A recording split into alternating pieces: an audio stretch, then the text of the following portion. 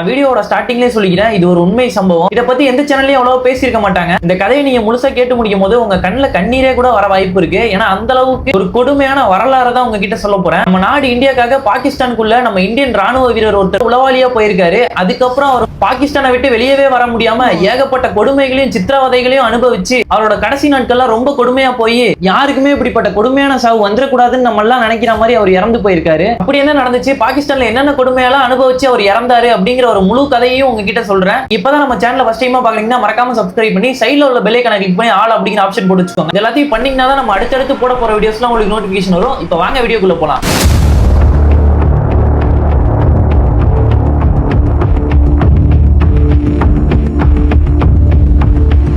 1952 ராஜஸ்தான்ல இருக்க கங்கா நகர் அப்படின்ற பகுதியில ரவீந்திர கௌஷிக் அப்படின்ற ஒரு பையன் பிறகுறான். அந்த பையனுக்கும் சின்ன வயசுல இருந்தே நடிப்புல ஒரு பெரிய ஆர்வம் இருந்திருக்கு. அதனால அவனோட காலேஜ் பருவத்துல இந்திய ராணுவ சம்பந்தமா ஒரு நாடகத்தையும் நடிக்கிறான். அந்த நாடகத்தை பார்த்து வியந்து போன நாட்டோட உளவுத்துறை ராணுவ அதிகாரிகள் இந்த பையனுக்குள்ள இவ்வளவு திறமையா அப்படின்னு பார்த்துட்டு வியந்து போய் இந்த பையனையும் இந்தியாவோட ராய் ஏஜென்ட்டா மாத்தலாம்னு முடிவு பண்றாங்க. நம்ம கதையோட ஹீரோவான ரவீந்திர கௌஷிக் கிட்ட நீ இந்திய ராணுவத்துல பணியாற்ற விருப்பப்படுறியா அப்படின்னு கேட்டதுக்கு ரவீந்திர கௌஷிக்கும் கொஞ்சம் கூட யோசிக்காம என்னோட நாட்டுக்காக நான் உயிரை விட தயாரா தான் இருக்கேன் அப்படின்னு ரொம்ப ஆர்வத்தோட சொல்லியிருக்காரு. இதை கேட்டு நம்ம இந்திய ராணுவ அதிகாரிகள் ரவீந்திர கௌஷிக்கு 23 வயசு ஆகும் போது அவரை இந்திய ராணுவத்துல சேர்த்து ஏகப்பட்ட பயிற்சியை கொடுக்குறாங்க. என்னென்ன பயிற்சி அப்படி கொடுக்குறாங்கன்னு பாத்தீங்கன்னா, உருது மொழி எப்படி பேசுறது, எப்படி எழுதுறது, பாகிஸ்தான் மக்கள் எப்படி வாழ்வாங்க, அவங்களோட கலாச்சாரம் எப்படி இருக்கும், எப்படி தொழுகிறது அப்படின்னு ஏகப்பட்ட இஸ்லாமிய மரபுகளையும் கத்துக் கொடுக்குறாங்க.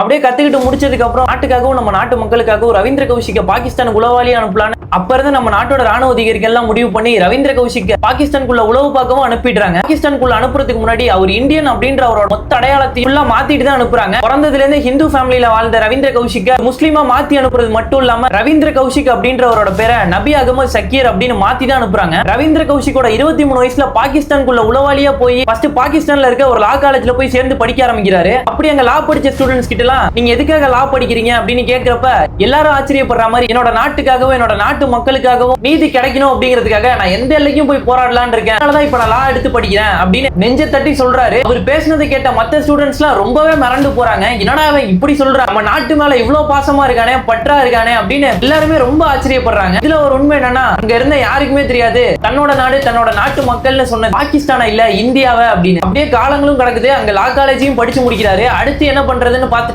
அவர் முழுமையான பாகிஸ்தான்காரனா அங்க போய் வாழ்ந்ததுனால யாருக்கும் சந்தேகமும் வராததுனால அவர் பாகிஸ்தான் ராணுவத்திலையும் சேர்ந்துறாரு. அப்படியே வருஷங்கள் போக போக சாதாரண சோல்ஜரா சேர்ந்த நம்ம நபி அகமது சக்கீர் பாகிஸ்தான் ராணுவத்திலையும் திறமையா இருந்ததுனால சாதாரண சோல்ஜரா இருந்தவர் கமாண்டர் அப்படின்ற ஒரு பெரிய பொசிஷனுக்கு போறாரு. அதே பாகிஸ்தான் ஆர்மில வேலை செஞ்ச மத்த ஆபீசர்ஸ்க்கும் இவர் ஒரு எடுத்துக்காட்டா அப்ப வாழ்ந்திருக்காரு. பாகிஸ்தான் ராணுவத்துல எல்லாரும் சொல்லுவாங்களா, அப்பவே வாழ்ந்தா நம்ம நபி அகமது சக்கீர் மாதிரி தான் வாழணும், தன்னோட நாட்டுக்காக எப்படி பணியாற்றாரு பாருங்க, ரொம்ப அதிகமா திறமையா வச்சிருக்காரு, இவர்கிட்ட இருந்து கத்துக்க வேண்டியது ஏகப்பட்ட விஷயம் இருக்கு அப்படின்னு சொல்ற மாதிரி தான் நம்ம நபி அகமது சக்கீர் பாகிஸ்தான்ல போய் வாழ்ந்திருக்காரு. பாகிஸ்தான் ராணுவத்துல வேலை செஞ்சிட்டு இருக்கும் போதே பாகிஸ்தான்ல இருக்க ஒரு பொண்ணை லவ் பண்ணி பாகிஸ்தான்ல கல்யாணமும் பண்றாரு. இதெல்லாம் கேட்கவே ரொம்ப ஆச்சரியமா இருக்குல்லங்க. இதெல்லாம் நடந்திருக்கு உண்மையாவே.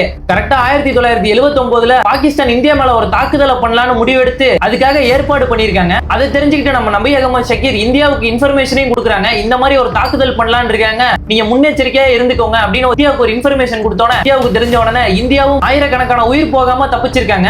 அடுத்ததா பாகிஸ்தான் 1982ல இன்னொரு தாக்குதலை இந்தியா மேல பண்ணலாம்னு முடிவு பண்றாங்க. அதையும் நம்ம நபி அகமது சக்கீர் முன்னாடியே நம்ம இந்தியாவுக்கு இன்ஃபர்மேஷன் கொடுத்து அந்த தாக்குதல்ல இருந்து நம்ம இந்தியாவை சேர்ந்த ஒரு ஆயிரக்கணக்கான வீரர்களை நம்ம நபி அகமது சக்கீர் காப்பாத்திருக்காரு. இதெல்லாம் நடந்துட்டு இருக்கும்போது நம்ம இந்தியாவுக்கு பிரைம் மினிஸ்டரா இருந்தவங்க இந்திரா காந்தி இதெல்லாத்தையும் தெரிஞ்சுக்கிட்டவங்க நம்ம கதையோட ஹீரோவான நபி அகமது சக்கீருக்கு பிளாக் டைகர் அப்படின்னு ஒரு பேர் வைக்கிறாங்க. அப்ப இருந்த டைம்ல நம்ம நபி அகமது சக்கீரை எல்லாருமே ராணுவத்துக்குள்ள பிளாக் டைகர்னு தான் சொல்லுவாங்களா. நபி அகமது சக்கீர் ஏதாச்சும் இன்ஃபர்மேஷன் கொடுத்தா கூட பிளாக் டைகர் இன்ஃபர்மேஷன் கொடுத்திருக்காரு, பிளாக் டைகர் கிட்ட இருந்து இன்ஃபர்மேஷன் வந்திருக்கு அப்படின்னு தான் சொல்லுவாங்களா. அப்படியே காலங்களும் கடந்து போயிட்டு இருக்கு. நம்ம கதையோட ஹீரோவான நபி அகமது சக்கீரும் தொடர்ந்து பாகிஸ்தான்ல எந்த சந்தேகமும் வராம தான் வாழ்ந்துட்டு இருக்காரு. எல்லாமே சரியா போயிட்டு இருந்த நேரத்துல இந்திய ராணுவ அதிகாரிகள் எல்லாம் சேர்ந்து முடிவு பண்ணி இன்னொரு புது சோல்ஜரை ஸ்பையா ரெடி பண்ணி பாகிஸ்தானுக்குள்ள அனுப்பலாம்னு முடிவு பண்ணி நம்ம நபி அகமது சக்கீருக்கே தெரியாம இன்னொரு ஜூனியர் ஸ்பை பாகிஸ்தானுக்குள்ள உளவு பார்க்க அனுப்பியிருக்காங்க. அப்படியே திரும்ப கொஞ்சம் வருஷம் கழிச்சு நம்ம இந்தியால இருந்து அனுப்பப்பட்ட 2வது ஸ்பை அதாவது ஜூனியர் ஸ்பை மாட்டிக்கிறாங்க. Prisoner secured checkpoint Delta.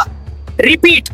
Indian soldier detained. ஒரு இந்தியன் சோல்ஜர் தப்பி தவறி பாகிஸ்தானுக்குள்ள போய் மாட்டினாலே என்னென்ன கொடுமை பண்ணுவாங்கன்னு நம்மளால நினைச்சு கூட பார்க்க முடியாது. அப்படி இருக்கும் போது ஒரு இந்தியன் ஸ்பை மாட்டினா சும்மாவா விட்டுருப்பாங்க. பாகிஸ்தான் ராணுவ அதிகாரிகள் அந்த ஜூனியர் ஸ்பையை போட்டு எக்கச்சக்கமான கொடூரங்களை பண்றாங்க. இந்த ஸ்பை கிட்ட இருந்து எப்படியாச்சும் இந்தியாவோட ராணுவ ரகசியத்தை கைப்பற்றிடலான்னு எக்கச்சக்க கொடூரமா டார்ச்சர் பண்றாங்க. ஜூனியர் ஸ்பை பல மாசமா பாகிஸ்தானோட கொடுமையான டார்ச்சர் அனுபவிச்சதுக்கு அப்புறம் நம்ம இந்தியாவோட கொஞ்சம் ராணுவ ரகசியத்தையும் வேற வழி இல்லாம பாகிஸ்தான் ராணுவத்துக்கு சொல்லிடுறாரு. அதுக்கப்புறமேல நீங்க ரொம்ப வருஷமா நம்பிட்டு இருக்கீங்களா நபி அகமது சக்கீர் அப்படின்றவரை, அவர் உண்மையான பாகிஸ்தான் சோல்ஜர் கிடையாது. அவர் இந்தியாவால அனுப்பப்பட்ட நல்ல பயிற்சி பெற்ற ஒரு திறமையான உளவாளி அப்படிங்கிற விஷயத்தையும் பாகிஸ்தான் சோல்ஜர்ஸ்க்கு ஜூனியர் ஸ்பை சொல்லிடுறாரு.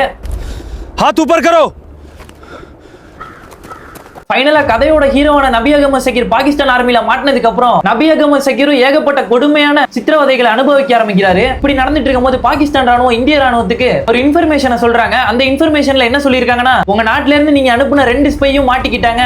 இதுக்கப்புறம் இவங்க 2 பேருக்கும் நாங்க கொடுக்குற தண்டனையை பார்த்து இந்தியால இருந்து எவனும் எங்க நாட்டுக்கு ஸ்பையா வந்து உளவு பார்க்கலாம் நினைச்சு பார்க்கவே முடியாத அளவுக்கு இவங்க 2 பேருக்கும் நாங்க தண்டனை கொடுக்க போறோம். இவங்க 2 பேரும் ஏன்டா பாகிஸ்தானுக்குள்ள கால் எடுத்து வச்சோம் அப்படின்னு நினைச்சு தினமும் ஃபீல் பண்ற மாதிரி இவங்களுக்கு நாங்க தண்டனையை கொடுப்போம் அப்படின்னு பாகிஸ்தான் ராணுவம் இந்தியன் ராணுவத்துக்கு இன்ஃபர்மேஷனை கொடுத்திருக்காங்க. இத பார்த்து இந்தியன் ராணுவமும் இந்த 2 சோல்ஜர்ஸையும் திரும்ப எங்க நாட்டுக்கே அனுப்பிடுங்க அப்படின்னு பாகிஸ்தான் கூட ஒரு சமரச பேச்சுவார்த்தையை நடத்தியிருக்காங்க. என்னதான் பேச்சுவார்த்தையை நடத்தியிருந்தாலும் பாகிஸ்தான் ராணுவம் இவங்க 2 பேரையும் சும்மாவா விட்டுருப்பாங்க? அப்படிலாம் சும்மா விடவே இல்லைங்க. பாகிஸ்தான் ஜெயிலுக்குள்ளேயே நம்ம நபி அகமது சக்கீர் தினைக்கும் சித்திரவதை அனுபவிச்சு இன்னைக்கு நம்மள நம்ம இந்தியா காப்பாத்த வந்துரும், நாளைக்கு நம்மள நம்ம இந்தியா காப்பாத்த வந்துரும் தினைக்கும் நினைச்சு வாழ்ந்துட்டு வந்திருக்காரு. நம்ம நபி அகமது சக்கீர்ட்ட இருந்து பாகிஸ்தான் ராணுவம் தொடர்ந்து ராணுவ ரகசியத்தை வாங்கிடலான்னு எவ்வளவோ முயற்சி பண்றாங்க. என்னதான் அடிச்சு என்னதான் சித்திரவதை பண்ணாலும் நம்ம நபி அகமது சக்கீர் நம்ம இந்திய ராணுவ ரகசியத்தை பத்தி ஒரு வார்த்தை கூட பாகிஸ்தானுக்கு சொல்லவே இல்லையாங்க. அப்படியே கொஞ்ச காலங்கள்ல ஜூனியர் ஸ்பை சீக்கிரமா பாகிஸ்தான்லயே இறந்து போறாரு. ஸ்பையா இருக்கிறது நம்ம நபி அகமது சக்கீர் மட்டும் தாங்க. அவரும் தொடர்ந்து பனிஷ்மெண்ட் அனுபவிச்சதுக்கு அப்புறம் அவரோட உடல்நிலை ரொம்ப மோசமானதுக்கு அப்புறம் 16 வருஷம் பாகிஸ்தான் ஜெயிலே வாழ்ந்ததுக்கு அப்புறம் டியூபர்குலோசிஸ் அப்படின்ற ஒரு நோயால பாதிக்கப்பட்டு பாகிஸ்தான் ஜெயிலுக்குள்ளே நம்ம நபி அகமது சக்கீர் இறந்து போறாருங்க. கேட்கும் போதே ரொம்ப கஷ்டமா இருக்குல்ல. அந்த கதையை முழுசா கேட்டு முடிக்கும் போது இதுக்கப்புறம் நபி அகமது சக்கீர் மாதிரி யாராலையும் வாழ முடியாது அப்படின்னு எனக்கு புரிய வருதுங்க. இந்த கதையை நீங்க முழுசா கேட்டுட்டீங்க. இந்த கதையை கேட்கும் போது துரந்தர் படம் பார்த்த மாதிரியே இருக்குல்லங்க. நானுமே துரந்தர் படம் பார்த்ததுக்கு அப்புறம் தான் இந்த கதையை கேட்டேன். நம்ம நபி அகமது சக்கீர் அப்படின்ற இந்தியன் ஸ்பையோட கதையை தான் துரந்தர் அப்படின்ற ஒரு படமா எடுத்திருக்காங்கன்னு இப்பதாங்க எனக்கு தெரிஞ்சது. கதையோட ஹீரோவான நபி அகமது சக்கீர் இறந்ததுக்கு என்னதான் ஒரு இந்தியன் சோல்ஜரா இருந்தாலும் அவர் ஒரு ஸ்பையா வேலை பார்த்ததுனால நம்ம இந்தியால இருந்து கடைசியில அவருக்கு ராணுவ மரியாதை கூட பண்ணலன்னு சொல்றாங்க. நபி அகமது சக்கீரோட ஃபேமிலில இருக்க அவங்க அக்கா இன்னும் நம்ம இந்தியால தான் வாழ்ந்துட்டு இருக்கதா சொல்றாங்க. நீங்க இந்த கதையை கேட்டு முடிக்கும் போது என்ன நினைக்கிறீங்க அப்படிங்கறத கமெண்ட்ல சொல்லுங்க. இதே மாதிரி எந்த சேனல்லயும் வராத உண்மை சம்பவங்கள்லாம் தெரிஞ்சுக்கணும்னு நினைச்சீங்கன்னா நம்ம சேனலை மறக்காம சப்ஸ்கிரைப் பண்ணி வச்சுக்கோங்க. சப்ஸ்கிரைப் பண்ணி சைடுல உள்ள பெல் ஐகானை கிளிக் பண்ணி ஆல் அப்படிங்கிற ஆப்ஷன் எல்லாம் போட்டு வச்சுக்கிட்டீங்கன்னா நம்ம அடுத்தடுத்து போட போற வீடியோஸ்லாம் உங்களுக்கு நோட்டிபிகேஷன் வரும். அடுத்து ஒரு நல்ல வீடியோல பார்க்கலாம். பாய்ங்க.